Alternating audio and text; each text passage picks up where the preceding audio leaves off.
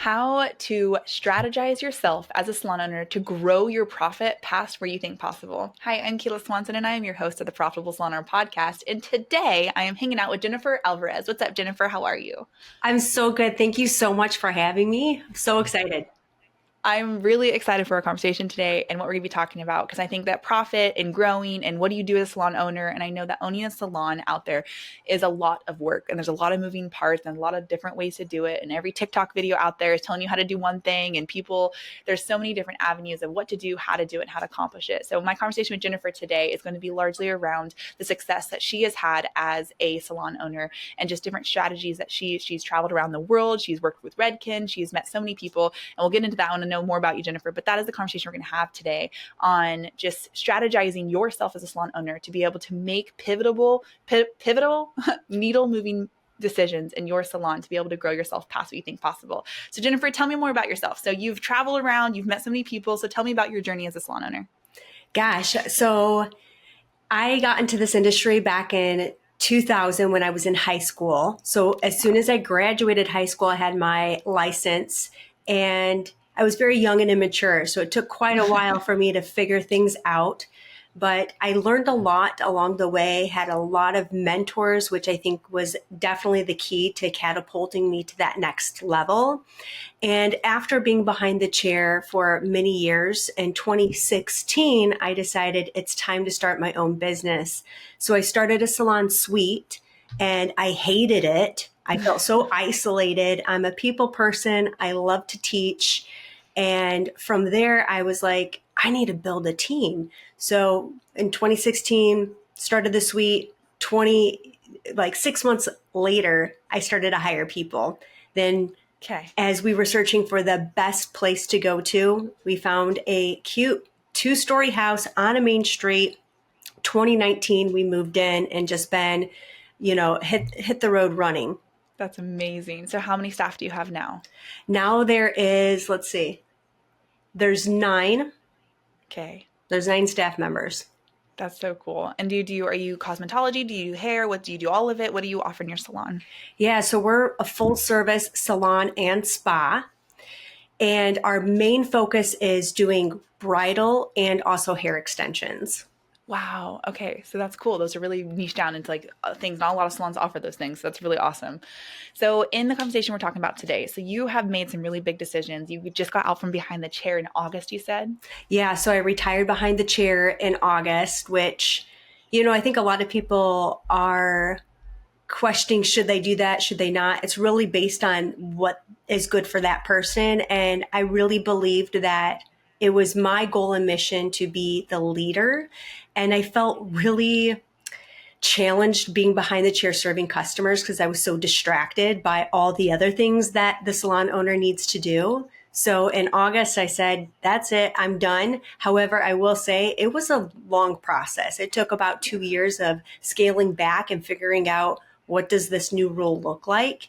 And that's kind of how that journey happened in August. Yeah. But I'm not looking back. There's just too much to do. Yeah, right. And I love that. I'm so glad you brought that up because I know some people are like, I'll never leave behind the chair. Sometimes people come in the academy and they're like, if you're going to tell me get out from behind the chair, I don't want to be here. Like people are really, I understand a lot of how people do have a hard time doing that. And if you're listening to this, you're like, no, I won't. You're one of those people. It's totally okay. But I love what you said. It's like realizing what is your focus and what do you want to do as a salon owner? What are the needs of your salon? And even if it's not you who needs to accomplish those things, it's realizing what your salon needs to be able to grow and flourish and take home a profit, and realizing if it's not you to do those things, then realizing what your salon does need, and even hiring people in place to do those things. If it is something that you don't want to do, get out from behind the chair, because it's okay for that to be your option. But which I love. So we're going to talk about that today. So Jennifer, so you got out in August, and what was the conversations like? What did you realize that you said as a salon owner what you needed to do? What are the kind of things that you realized were really important things to focus on in your business? My team. I have the responsibility that they need to get paid. They're sitting there looking at me with their hands open. I need to build my business. I'm hungry. And so that's my mission. How do I help build their business, build their confidence, build their professional development? These people need guidance and support and help. And I've been so fortunate to find really great mentors that have taught me quite a bit. And so I really feel now as an owner that I'm passing the baton. I'm, Hmm. paying it forward, if you will. And that part of it is so rewarding, but it takes up all of your time. That's so true. And I think that it's realizing, yeah, like what is your passion and your drive? Because, yeah, you don't have a salon without your team. And if you have a constant influx of team rolling in your doors and out, and you can't keep people, and like Jason always says, like people will leave if they no longer see a future with you in your salon. Because, yeah, people want to make a career out of this. They want to change people's lives. They want to be a part of the beauty industry. Like they got into it with a passion to serve people and help people feel their most beautiful. But people also want to make a living. They want to grow. They want to elevate themselves. They want to be a part of something bigger than themselves. And we talk a lot about having a mission, and we talk about like a lot of the different aspects that comes into owning a salon. And I think one of the powerful points that I hear a lot of people saying is, yeah, when you can learn to focus on your team and provide for your team what you need to, what they need, not necessarily what you think that they need, but what they need, also meet them when they're where they're at, then your business will grow more and more and more if your team is growing, because they're doing more people's hair, they're doing more services, whatever they're doing in your salon. Growing them as people and helping them feel like they have a career also in your salon will grow your salon tremendously and attract other people who want that same kind of support. So I love that. So how have you started to grow your team? How have you started to focus on them since getting out from behind the chair? It is a learning experience, learning curve overall. One of the things that is important to me is autonomy. I really want to empower my team to take ownership of what they have for their business. And I'm Yeah. here to coach them along the way. And so thinking about different strategies of how to coach, so now we've implemented monthly masterminds and then quarterly performance reviews. Before, those reviews used to be so draining for me because it became more of a therapy session. And as a salon owner, and maybe the listeners also feel this way, you're so invested in these people. You want to see them not only financially thrive within your business, but you want to see them grow as a person and really build a lifestyle that this business that you've created can help support them. And so really putting on that cap and thinking, how can I develop my business that really can create a platform for them to rise? And that has been quite an evolving occasion that's happened since I left behind the chair, because I think that was a little bit of that disconnection. Okay, I'm not behind the chair. Who am I? What do I do now? Like there's always stuff Yeah. to do, but is it actually moving the needle? Am I steering the ship, or am I just checking off my to-do list? And so Mm. there's been a lot of work that I've put in for my team, but then also for myself, I had to work on a lot of things too. Wow, that's huge. And I love what you just said about like, yeah, you stepped up with your team and then coming to meet them where they're at and like help them grow their careers, but also realizing in yourself and being self-reflective on how you as a person, as a salon owner, as somebody, I love how the words you said, steering the ship. It's like, yeah, are you doing those things? And you have to reflect on yourself. How are you showing up for the people? What's your energy like? How are you approaching your own business? When problems arise, how do you handle them? How do you overcome them? How do you find solutions? And how do you support your team when things come up? And if you can't support yourself, then it's harder to support those people around you. So I love that. So you came in and you supported your team where they were and helped them build careers and be more successful in what they're doing, which in return will grow your salon and grow the salon that your business and all those things. And so I love the aspects of leadership that you brought into it. What kind of results have you seen being able to focus more on your leadership team? Well, now it looks so different because I hired a manager when I stepped away from the chair. And that was definitely a game changer because now my role is I need to bring this person up as the leader. And Hmm. it's almost as my mindset is now this person is the coach. I own the team. This person's the coach. And then we've got our players on the team. And so I Yeah. actually have stepped away quite a bit from coaching my team to focusing on building leaders within my team. And Wow. that's changed a lot because one, it's created space for myself to Yeah. think and develop new ideas and new strategies to implement. And it's just giving me more time. And I think also by having somebody else step in, and not that my team thinks this per se, because I do love all of them. But sometimes it's like, oh, mom said to do this and I'm not listening to her anymore. Oh, but who's this? Who's the babysitter coming in? And I don't mean that in any harsh or negative way at all, but it's psychologically this weird twist where it's this person has said the same thing over and over and over again. And I think in business, we don't have to reinvent the wheel. There is a lot of strategies that not just the beauty industry uses, but most businesses use, such as looking at your KPIs, what is actually driving your sales, and those key metrics that you look into. We don't have to reinvent the wheel here, but sometimes when you're always hearing the same thing of you need to sell more retail, it doesn't always get the same effect and impact over time. So Right. that's been like the biggest change and impact that I think we have made in the business. Yeah. Wow, I love that. You said something that you hired a manager. I know that sometimes it's really critical. The big needle movers that you can do as a salon owner is hiring the right people to do the things that you maybe aren't good at, don't want to be doing. Because if you get bogged down by a bunch of tasks that you really aren't good at or you don't enjoy, like sometimes the best things that you can do is hiring the people that are really good at it, because then it will be monumental. And I know there's a thing of like, well, I can't afford it right now. Well, get yourself to a place where you can afford those things, and is an important focus to be able to feel like, well, I'm not good at my, like you said, Jennifer, before we jumped on, that you just hired a CFO. And like sometimes, so talk to me a little bit about like what kind of hires have you made that have been really monumental for your salon to be able to open yourself up to do what you're really good at? Yes, I would say one, the manager. So coaching her on how to coach the team, how to manage the team. And then my virtual assistant, that has been amazing because she takes care of emails, phone calls, invoices. Also, for we do a lot of marketing with lead generation, so I have her in place as a additional touch point, including our automations, right? 'Cause some people, they resonate with automations, bots, they're cool with that. Other people, they want someone to personally reach out to them. So having her Right. in place has been a huge help and great for communication. Speaking about communication, not necessarily hired help, but what platforms could we lean into that can help us? And so we've really have utilized Slack to its maximum capabilities.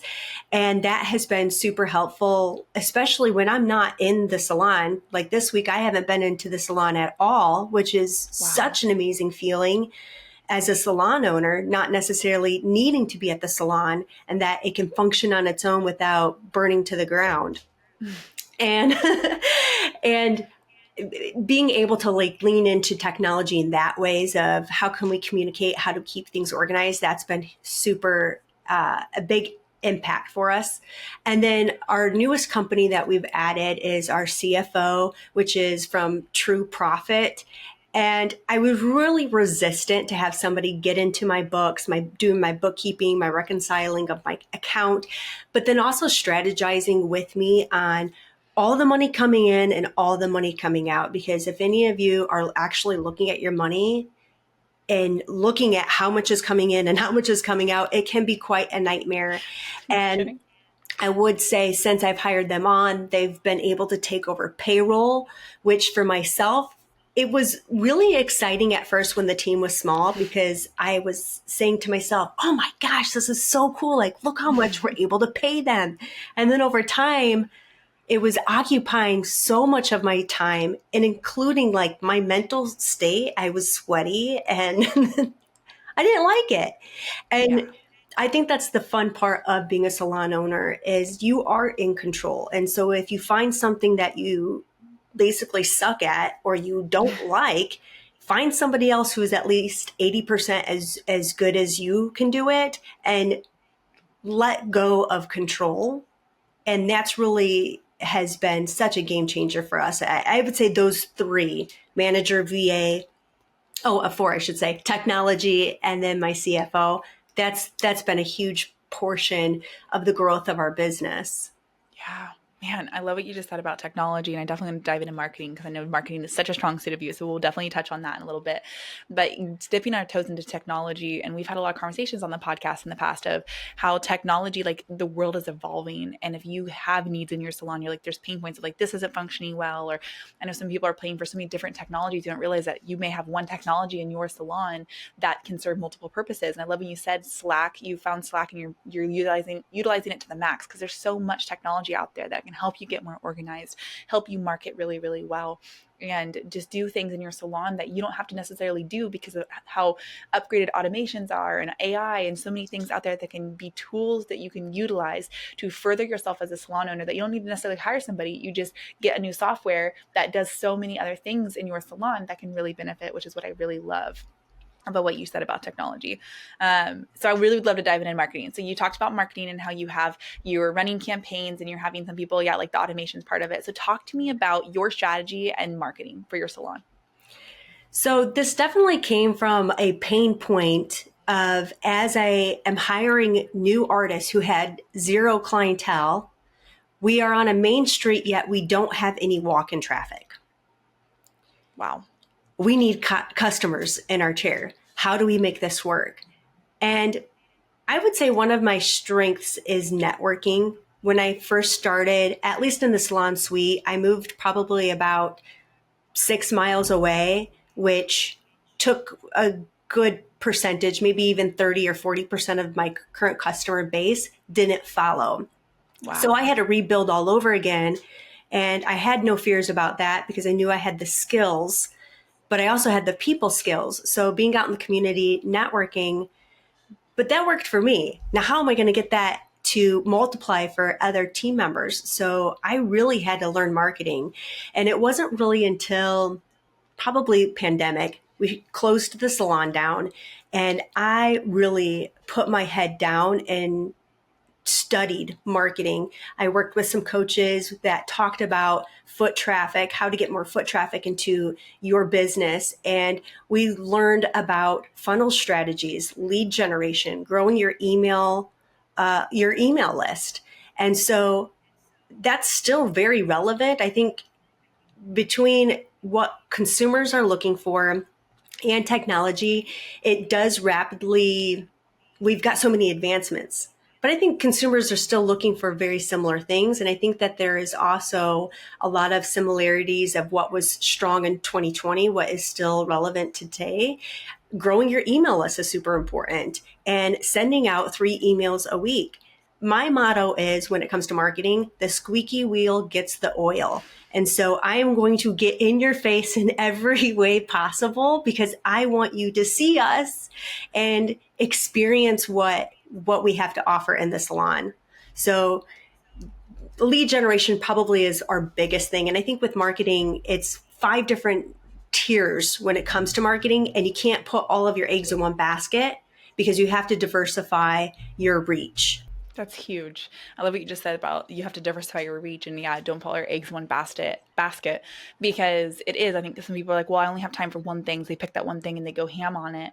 And it's not necessarily a bad strategy, but there is so many different, you want to get yourself out there in different ways because then you have like a more well-rounded reach to your community rather than just like one area. You're kind of like targeting one type of person or one area, like, you're targeting Facebook ads. Not everybody's on Facebook, and different ways. And then what happens if, like, we have conversation all the time here in the office for High Performance Salon Academy, we like talk about like, well, what if Facebook went down and then we don't have access to Facebook anymore? Then what do you have? Like, where are you going to turn to, to run your ads or to, get people in the door?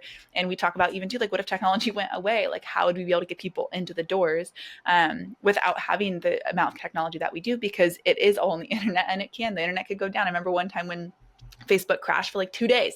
And it's like, it's so interesting when you don't realize the luxuries of what you have until those things are taken away. So being able to, I love, Jennifer, what you're saying about you like dove into study, like, what can I know about it? What can I understand? Who can I look to? Hiring people who can support you in that, and just being like, having getting so educated on something that you were really confident enough to be able to move forward with it. Because I think a lot of people, they end up holding themselves back because like, well, I don't know how to do it, or I'm not good at it, or, oh yeah, I tried to do ads, but it didn't work, and they didn't work the way that I wanted to. And not realizing that sometimes it's just a matter of getting the golden nugget that is what you need, because every salon's different, every mission's different, everything's different for you. You are a very unique person. That's why cookie cutter really doesn't work for anybody. You need people who can come into your salon and be like, okay, how are you operating? What's your mission? What do you like?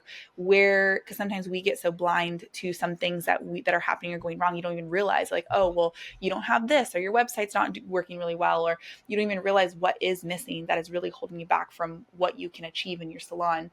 And sometimes inviting people in to come in and see, and like, yeah, like you said, hiring a CFO to look at your books, and sometimes that can be a very vulnerable thing. You're like, well, I got to hold on to it, but even be able to be like, well, you're a professional, you know more than I do, come in and support me in that. And then you're able to see what are your actual numbers, what is your bottom line, because knowing those numbers is a really important part of owning your salon. If you don't know your numbers, please start there. That is a very important thing as a salon owner, just to know know if you're profitable, and be honest with yourself. Are you making a profit? Are you not? Where are you at? What can you afford? Things like that is really important. So Jennifer, talk to me a little bit more. So as you were saying, like, you focused on your team, you focused on technology, you focused on leadership in your salon, and focused on marketing. So like, what have been some of the biggest monumental needle moving things that you've accomplished in focusing on those things for your salon?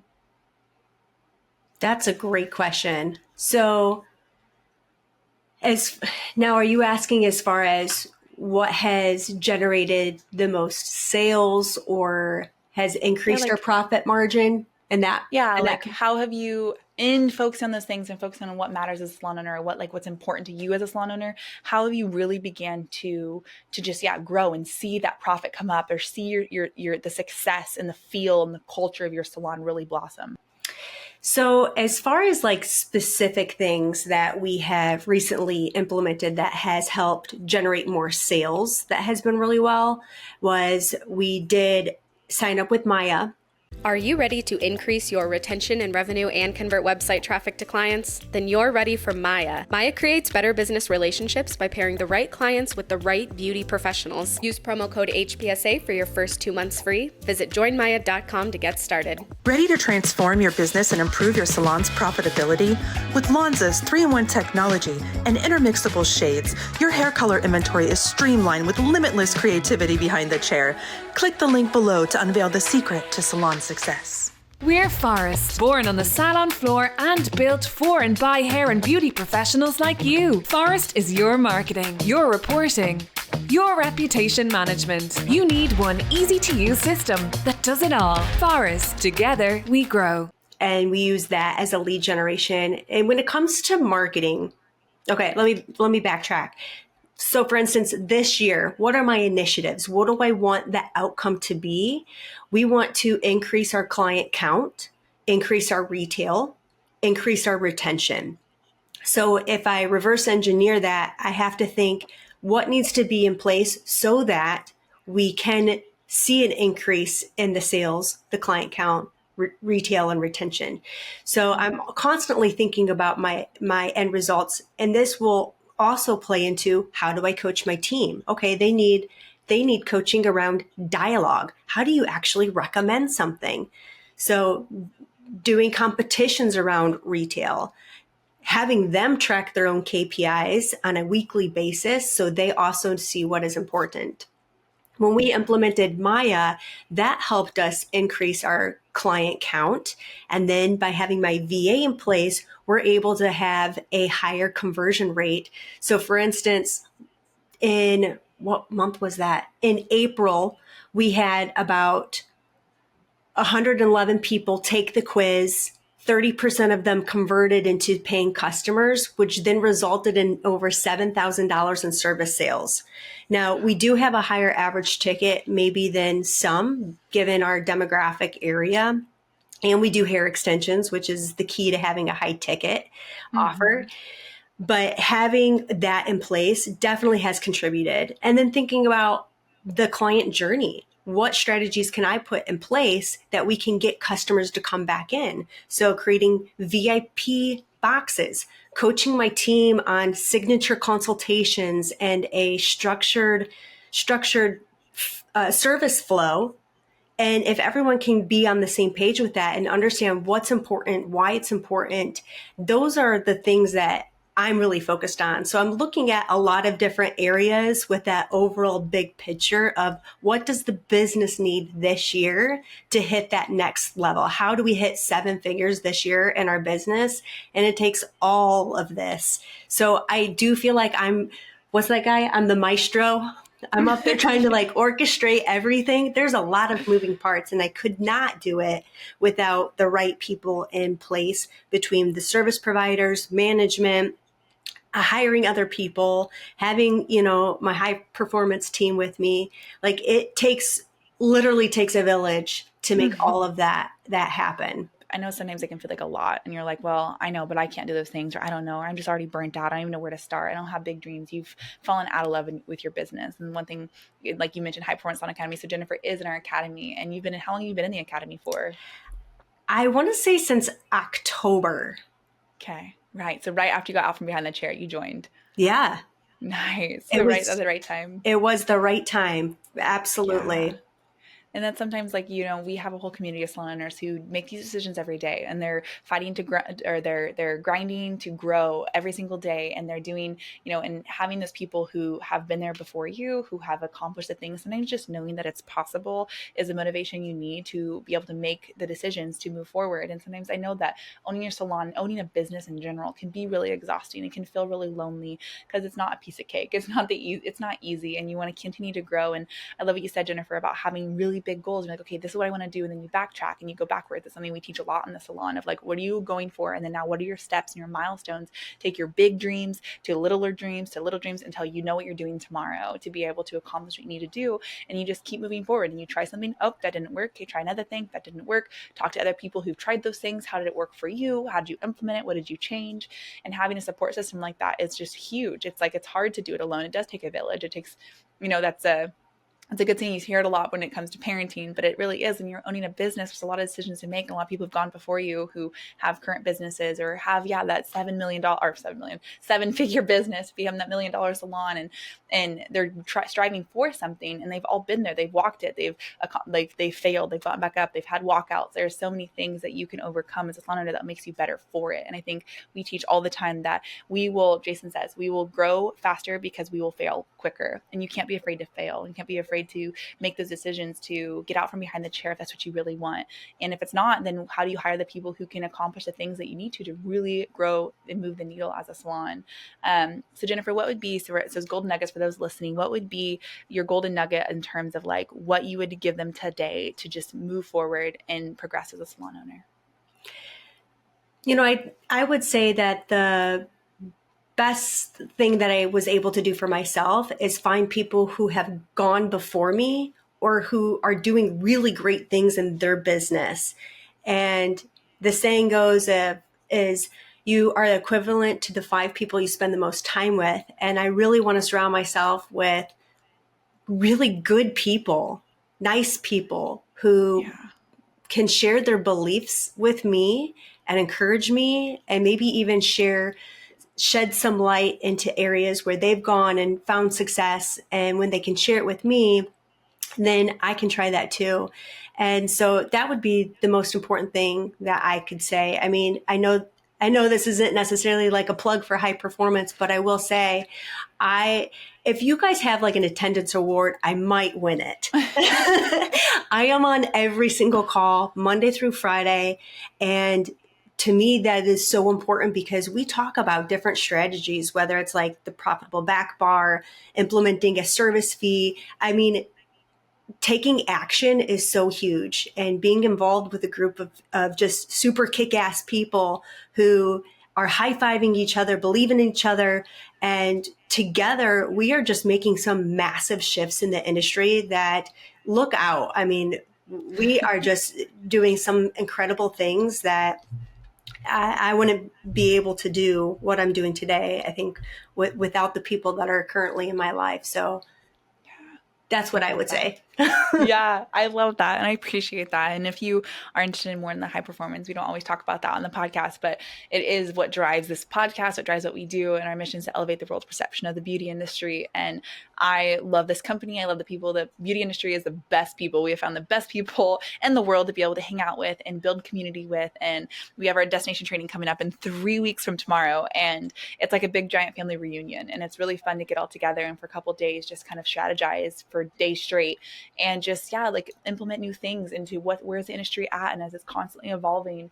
And there's a lot of questions and a lot of things that will come up for you that are don't have to be as hard when you have people to surround you and help you make the decisions and brainstorm with you and support you when things hit the fan and you have a giant walkout or whatever it looks like for you.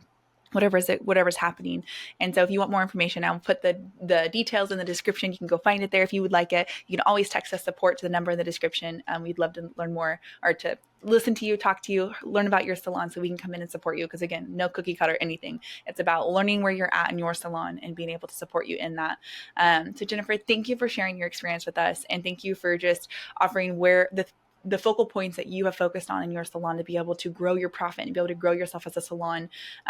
Because I think it's important to realize, when people have like realized what is important to focus on and be able to grow themselves and become happier and healthier as a salon and as a person individually, I love being able to share that with those out there. Because if you're struggling in your salon, or if you are not meeting the numbers and the profit that you want, there is answers and ways to overcome them. And some people say, well, nobody's hiring, or nobody wants to work in my area, or I can't find any guests for my salon. And sometimes it's not that there isn't, there is just you who don't have a strategy that fits into your area or your salon or what you're trying to accomplish. And sometimes you don't know what you don't know until you know it. And so finding people who can support you in that is really important. So thank you, Jennifer, for being open to the people who come into your life to support you and being able to share that today with everybody listening. I appreciate it. Thank you so much for having me. Such an honor. Absolutely. Anytime. So thank you for joining us on this Profitable Salon Owner podcast, and we'll see you next time. You've been listening to the Profitable Salon Owner podcast. Be sure to like, subscribe, leave us a review, and check us out at profitablesalon.com for more episodes, content, and to help you turn your salon into the business you've always dreamt of.